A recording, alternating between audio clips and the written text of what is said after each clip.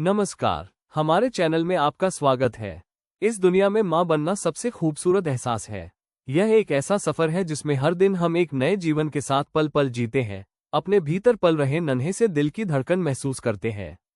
लेकिन कभी कभी कुछ बातें, कुछ मान्यताएं हमारे मन में थोड़ी हलचल पैदा कर देती है। ऐसी ही एक घटना है चंद्र ग्रहण। जैसे ही चांद धीरे धीरे धंकने लगता है, हमारे मन में कई सवाल उठते हैं। खास तौर पर अगर आप गर्भवती हैं, तो आपके परिवार के बुजुर्गों से, दोस्तों से और इंटरनेट पर भी आप कई तरह की बातें सुनती हैं।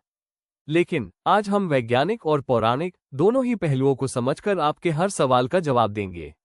और सबसे जरूरी बात, इस समय हम आपके डर को नहीं, बल्कि आपकी भावनाओं को समझेंगे। आखिर क्यों होता है चंद्र ग्रहण? सबसे पहले आइए वैज्ञानिक रूप से समझते हैं कि चंद्र ग्रहण क्या है। यह एक खगोलीय घटना है। जब पृथ्वी, सूर्य और चंद्रमा के बीच आ जाती है, तो पृथ्वी की छाया चंद्रमा पर पड़ती है। इससे चांद कुछ समय के लिए ढक जाता है। ये बिल्कुल ऐसा है जैसे अगर आप दिन में बाहर खड़े हो तो आपकी परछाई आपके आगे होती है। बस यहाँ हमारी पूरी धरती की परछाई चांद पर पड़ती है। यह कोई बुरी घटना नहीं, बल्कि प्रकृति का एक अद्भुत प्रदर्शन है। वैज्ञानिक इसे एक सामान्य और प्राकृतिक घटना मानते हैं। लेकिन हमारी भारतीय संस्कृति में हर प्राकृतिक घटना के पीछे एक गहरा आध्यात्मिक और धार्मिक दृष्टिकोण भी जुड़ा है। धार्मिक और पौराणिक मान्यताएं। हमारी संस्कृति में चंद्र ग्रहण को राहु और केतु से जोड़ा जाता है। माना जाता है कि राहु और केतु, जो कि एक दैत्य के दो भाग हैं, वो चंद्रमा को ग्रस लेते हैं। यह एक अस्थायी काल है जिसे कुछ लोग अशुभ मानते हैं। यहीं से गर्भवती महिलाओं के लिए कुछ खास नियम बने। यह मान्यताएं इसलिए बनी ताकि गर्भवती मां और उसके शिशु को किसी भी तरह की ऊर्जा से बचाया जा सके, जो इस दौरान नकारात्मक मानी जाती है। यह एक बहुत ही भावनात्मक पहलू है। हमारे बुजुर्गों ने ये नियम डर पैदा करने के लिए नहीं, बल्कि आपकी और आपके बच्चे की सुरक्षा के लिए बनाए थे। यह उनके प्यार का एक तरीका था। अब हम उन बातों पर आते हैं जिन्हें लेकर आपके मन में सबसे ज्यादा सवाल है।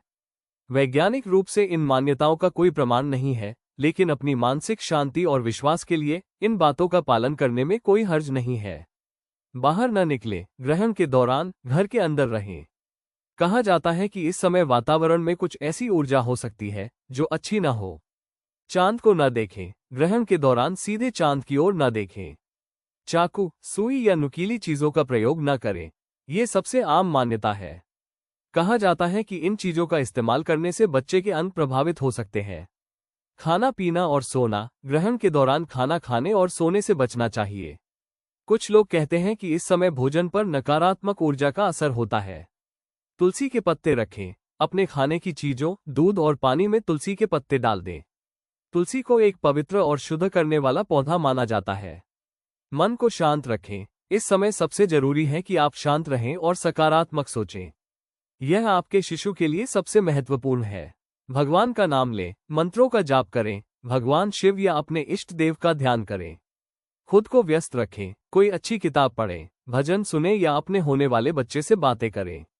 सीधे लेटे नहीं। कहा जाता है कि पेट पर ज्यादा दबाव न पड़े, इसलिए सीधे लेटने से बचें। अगर संभव हो तो थोड़ा उठकर या करवट लेकर बैठें।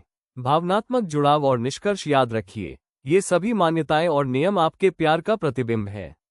जैसे आप अपने बच्चे को दुनिया की हर बुरी नजर से बचाना चाहती हैं, वैसे ही हमारे पूर्वजों ने भी हमें इन नियमों के जरिए सुरक्षा दी। सबसे महत्वपूर्ण बात है आपकी मानसिक शांति। विज्ञान कहता है कि यह एक सामान्य घटना है। आपका मन कहता है कि अगर कुछ नियमों का पालन कर ले तो क्या हर्ज है। दोनों ही बातें सही है। अपने मन की सुने। अगर आपको लगता है कि घर में रहना और आराम करना आपको बेहतर महसूस कराएगा, तो ऐसा ही करें। अपने डर को प्यार में बदल दें। यह आपके और आपके बच्चे के बीच एक और अनमोल पल है। आप शांत और सुरक्षित महसूस करते हुए बिता सकती है। आखिर में, ये केवल एक खगोलीय घटना है। आपके बच्चे की सेहत, उसकी खुशी, आपके भीतर के प्यार और आपकी अच्छी सेहत पर निर्भर करती है। आप एक माँ हैं। आप सबसे शक्तिशाली हैं। धन्यवाद। अगर आपको वीडियो अच्छी लगी हो तो लाइक करें, कमेंट करें और अपने दोस्तों के साथ शेयर करें। और ऐसी ही कहानियों के लिए शिव भक्ति वाणी चैनल को सब्सक्राइब करना ना भूले। जय श्री राधे कृष्ण।